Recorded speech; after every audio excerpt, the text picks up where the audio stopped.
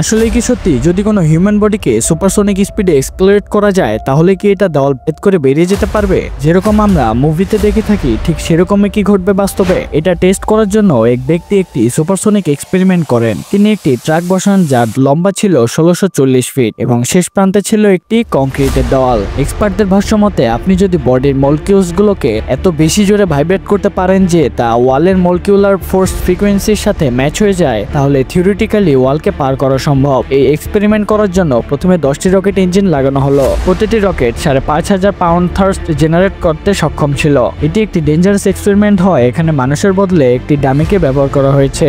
এই সবগুলো rocket ডামিকে supersonic speed propel করার জন্য ইনাফ ছিল। আর যখনই রকেট লঞ্চ হয় ডামিটি 1400 মাইল পার আওয়ার গতিতে দেওয়ালের দিকে ছুটতে থাকে এবং যখনই দেওয়ালের সাথে ধাক্কা লাগে সাথে সাথে ডামিটি চূর্ণ বিচূর্ণ হয়ে যায়, যেন ডামিটির কোনো অস্তিত্বই ছিল না। অর্থাৎ এটি শুধুমাত্র মুভিতেই সম্ভব, রিয়েল লাইফে এটি কখনোই সম্ভব নয়।